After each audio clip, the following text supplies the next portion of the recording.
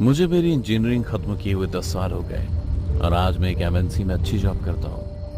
पर इन बीते 10 साल में मेरी कोई भी एक रात ऐसी नहीं गुजरी जब मैंने उस हादसे को याद ना किया हो। आज भी उस हादसे को याद कर मेरी रूह कांप जाती है। कितनी बार तो मैं आधी रात को उठकर बैठ जाता हूँ और खुद को याद दिलाता हूँ कि उस हादसे को गुजरे हुए अब सालों हो गए। ये बात उन दिनों की है जब मैं दिल्ली के कॉलेज में अपनी इंजीनियरिंग की पढ़ाई करने आया था। तब मेरी मुलाकात अमन और विनोद से हुई। हम तीनों की अच्छी जमने लगी थी। हम एक साथ घूमते, पार्टी करते और किसी तरह एक दूसरे की मदद से लटक लटक कर पास भी हो जाते। इस तरह 3 साल कब गुजर गए किसी को पता नहीं चला। फिर एक दिन अमन मेरे पास भागता हुआ आया। देव, तुझे पता है हमारे बगल वाले कमरे में एक पढ़ाकू लड़का है। मैं तो कह रहा हूँ उससे पढ़ लेते हैं। सबसे अच्छे ग्रेड से पास हो गए तो सबकी अच्छी नौकरी लग जाएगी। हाँ देव, अमन बिल्कुल सही कह रहा है। वैसे भी तुम दोनों तो किसी तरह पास हो जाते हो, लेकिन मेरी इस मोटी बुद्धि में जल्दी से कोई बात घुसती नहीं। प्लीज ना देव, एक बार पढ़कर देख लेते हैं।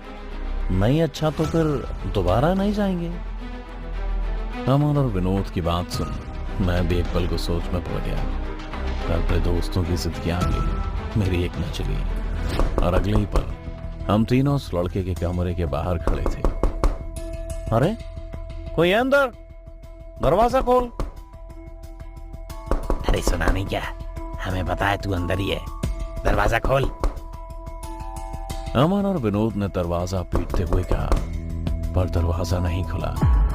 कि तभी मेरे मन में आया कि क्यों ना मैं एक बार खिड़की से अंदर देखूं और पता लगाऊं कि आखिर अंदर चल क्या रहा है। देख मेरे पैरों तले जमीन खिसक गई। देव, अमन, जल्दी आओ, ये देखो, ये लड़का तो मुझको बाजी लगा रहा है। मैंने चीखते हुए दोनों से कहा। देव और अमन भी मेरी चीख सुनकर मेरे पास आ गए और उन्होंने भी वही देखा जो मैं देख रहा था। विज्ञान, तुम ये क्या कर रहे हो? वापस से नीचे उतरो अभी। हाँ विज्ञान, जल्दी से नीचे आ जाओ, वरना मैं शोर मचाकर सबको बुला लूंगा। फिर ये लोग तुम्हें इस कॉलेज से निकाल देंगे। इसलिए हमारी बात मानो, हम तुम्हारी मदद के लिए आए हैं। विज्ञान, नीचे आ जाओ दोस्त। हम तीनों को खिड़की से चीखते हुए देख विज्ञान भी डर गया। उसे पता चल चुका था कि उसकी आत्महत्या की कोशिश नाकामयाब हो चुकी है। फिर ना चाहते हुए भी विज्ञान को अपने कमरे का दरवाजा खोलना पड़ा। हम लोग बैठकर उसे समझाने वाले थे कि वो जो करने जा रहा था वो सिर्फ एक बेवकूफी थी। पर जब हम कमरे के अंदर गए तो विज्ञान कुछ पतला पतला सा नजर आ रहा था। वैसे बर्ताव कर रहा था मानो जैसे अभी कुछ हुआ ही ना हो। ये क्या मजाक कर रहे हो तुम लोग? मैं और आत्महत्या? ये मुमकिन ही नहीं है। मैं तो दूसरों को मारता हूँ, फिर मैं खुद को क्यों मारूंगा? हम विज्ञान को यकीन दिलाने की बहुत कोशिश करने लगे, पर उसने हमारी बात नहीं सुनी। तभी विनोद ने विज्ञान के गले में कुछ अजीब सा देखा। विज्ञान, ये तुम्हारे गले में क्या है? कोई तावीज वावीज है क्या? ये कहते हुए विनोद विज्ञान के गले में लटके तावीज को छूने ही जा रहा था कि विज्ञान ने विनोद का हाथ पकड़ उसे खुद से दूर झटक दिया। खबरदार, अगर इसे छूने की कोशिश भी करी तो ये मेरी माँ की आखिरी निशानी है, जो उनके जाने के बाद एक राक्षस से मेरी रक्षा करती है। इसीलिए इसे कभी छूने की कोशिश मत करना। तावीज की बात निकलते ही मामला संगीन हो गया, पर मैंने महज इसे एक इत्तेफाक समझ इस बात को दबाते हुए कहा, अरे अब ऐसे ही पूरी रात निकाल ली है। हम लोग तो यहाँ पढ़ने के लिए आए थे, फिर अब क्या हो गया सबको? सब कहते हुए मैंने जब विज्ञान की ओर देखा तो उसकी नजरें विनोद को ही देख रही थी। सच कहूं तो उसके चेहरे पर मौत की भद्दी मुस्कान थी, जिसे देख मैं खुद डर गया था। वैसे विज्ञान था तो अक्लमंद, क्योंकि वो जिस तरीके से हमें समझाता, हमें पढ़ाता था, उसकी सारी बातें हमें अच्छे से याद रहती थी। वाह विज्ञान, तुम सच में कमाल के हो। तुम्हारे बारे में जो सुना था सब कुछ सच था। भाई तू ऐसे ही एग्जाम से एक रात पहले हम सबको पढ़ा दिया कर, हम एक रात में टॉप कर जाएंगे। अमन और विनोद विज्ञान से बड़े खुश थे, पर मुझे अब विज्ञान पर शक होने लगा था। विज्ञान से पढ़ने के बाद हम सब अच्छे नंबरों से पास हो गए, पर अब बहुत कुछ बदल चुका था। विनोद ज्यादातर अब विज्ञान के साथ रहने लगा था, और तो और विज्ञान के आने के बाद से विनोद 2 बार बड़ी बड़ी दुर्घटना में बाल बाल बचा था, और दोनों बार दुर्घटना के समय सिर्फ विज्ञान ही उसके साथ था। दोनों की अच्छी जमने लगी थी, इस कारण दोनों में नोक झोंक भी होने लगी थी। विनोद अक्सर विज्ञान को उसके ताबीज के बारे में ताना मारता रहता था। विज्ञान, तुम ये क्यों पहनते हो? तुम एक इंजीनियरिंग के स्टूडेंट हो, इन सब ताबीज में विश्वास रखते हो? कितनी मूर्खता वाली बात है। मैं रहता तो कब का इसे तोड़कर फेंक देता। विनोद की बात सुनकर भी विज्ञान उससे कुछ नहीं कहता, पर उसके चेहरे पर वही मौत की भद्दी मुस्कान झलक रही होती जो मैंने शुरू में देखी थी। ऐसे ही कुछ और दिन बीत गए। हमारे फाइनल सेमेस्टर के एग्जाम भी सर पर आ चुके थे, और ठीक 1 हफ्ते पहले विनोद का जन्मदिन भी था। तो हमने बिना किसी की परमिशन लिए विनोद की बर्थडे पार्टी हॉस्टल की छत पर रखी। अरे विनोद, इतना चुप क्यों है तू? क्या हुआ? अपने जन्मदिन वाले दिन में ये खुश नहीं लग रहा है? मेरी इस बात पर विनोद और परेशान हो गया। उसने झुंझलाते हुए कहा, देव, देखना अभी तक विज्ञान नहीं आया, बल्कि उसे मैंने सबसे पहले इनवाइट किया था। विज्ञान की तरफ ये विनोद का झुकाव मुझे अजीब लगा था, पर मैंने इस बात को इग्नोर कर विनोद को अपने साथ नाचने के लिए कहा। शुरू में तो उसने मना किया, पर शराब के नशे में उसे भी हमारे साथ मजा आ रहा था। रात काफी हो चुकी थी, हमारे सब दोस्त जा चुके थे। अब बस मैं, विनोद और अमन ही बचे थे। पर इस बीच विज्ञान कब हमारे बीच आकर नाचने लगा, ये किसी को पता ही नहीं चला। उसी डांस में विनोद ने जब विज्ञान के गले में वो ताबीज देखा तो उसे फिर से चिढ़ होने लगी। कितनी बार मना किया है तुझे, पर तू एक ही ये फालतू का अंधविश्वास गले में लटकाए घूमता ही रहता है। विनोद ने इतना कहकर विज्ञान के गले से वो ताबीज नोच कर उसे अपने पैरों के नीचे कुचल दिया। विनोद, ये तूने क्या किया? वो उसकी माँ की आखिरी निशानी थी। अमन विनोद से कहता हुआ उसे कोने में ले गया, पर मैं अभी भी विज्ञान के सामने ही खड़ा था।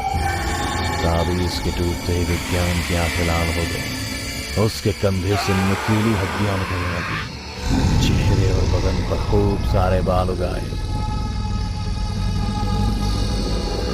उसकी हड्डियों के अकड़ने के कारण वो किसी भेड़िए की तरह अपने दोनों हाथों और पैरों के सहारे जमीन पर बैठ गुर्राने लगा। विज्ञान, ये क्या हो गया है तुम्हें? तुम किसी भेड़िए की तरह क्यों हो गए हो? विज्ञान, विज्ञान!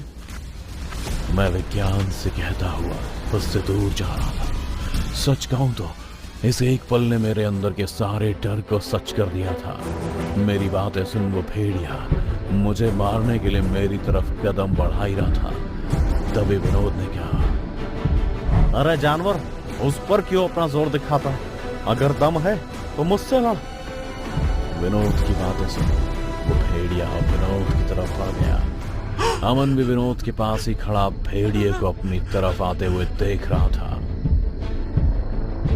विनोद, ये विज्ञान तो एक भेड़िया बन चुका है, पर यह कैसे मुमकिन है? ये कहते हुए अमन ने पास ही में पड़ी लोहे की रॉड अपने हाथ में उठा ली और विनोद की रक्षा करने लगा। विनोद भी भेड़िए को अपनी तरफ आता देख सबको असलियत बताने लगा। देव और अमन, मुझे आज ही पता चला है कि विज्ञान इंसान नहीं बल्कि एक भेड़िया है। मैं जब इसे अपने जन्मदिन के लिए इनवाइट करने इसके कमरे में गया तब मुझे इसकी असलियत का पता चल गया। ये इंसान बनकर लोगों के बीच में रहता है और अपने लिए कोई आसान शिकार ढूंढता है।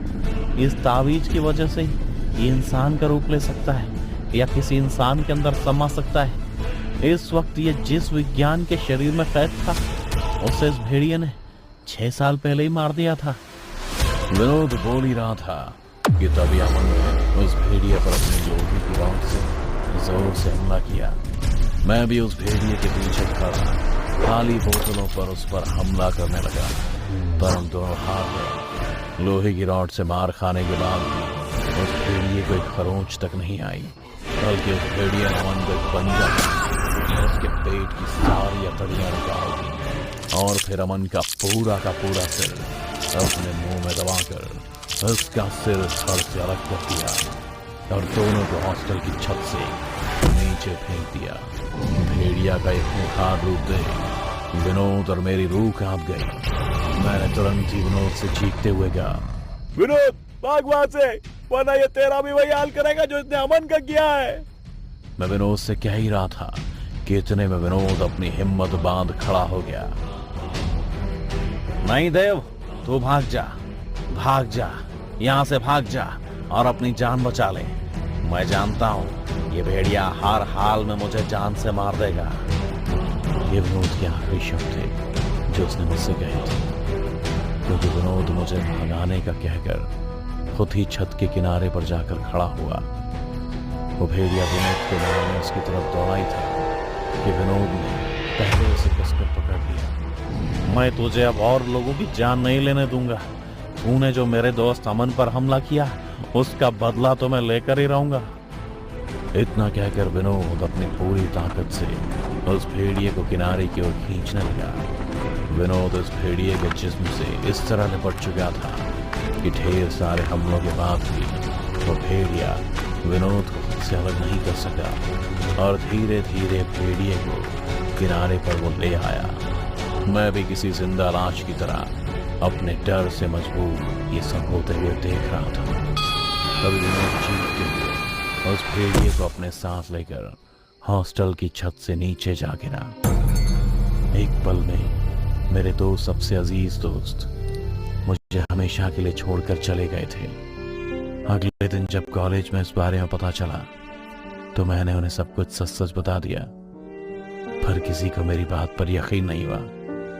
बल्कि कॉलेज ने मुझसे कहा कि मुझे पुलिस को यह बयान देना होगा कि विनोद और अमन नशे की धुत में होने के कारण एक दूसरे से लड़ने लगे और अपनी ही गलती से हॉस्टल की छत से नीचे गिरे और मर गए। और यह भी कहा कि अगर मैंने ऐसा नहीं किया तो कॉलेज मेरा करियर बर्बाद कर देगा, फिर मुझे कहीं जॉब नहीं मिलेगी। ना चाहते हुए भी मुझे कॉलेज की बात माननी पड़ी और उस रात हुए हादसे को मुझे महज एक गलती बतानी पड़ी। बस यही बात मुझे आज भी सताती है, रातों को चैन से सोने नहीं देती। अमन और विनोद की चीखें आज भी मेरे कानों में गूंजती है, क्योंकि मैंने ही अपने दोस्तों को इंसाफ नहीं दिलाया। उस हादसे वाली रात को हॉस्टल की छत से 3 बॉडी नीचे गिरी थी, मगर मिली सिर्फ 2, अमन और विनोद की। उस भेड़िया का कहीं कोई नामो निशान नहीं मिला। मैंने ये बात कभी किसी को नहीं बताई। उस रात उस भेड़िए की ताबीज के टुकड़े मैंने अपने पास रख लिए और आज मैं उस ताबीज को पूरी तरह जोड़ भी चुका हूं, इस उम्मीद में कि शायद किसी रोज वो भेड़िया अपनी ताबीज को ढूंढता हुआ मेरे पास आए और मैं उससे अपने दोस्तों की मौत का बदला ले सकूं।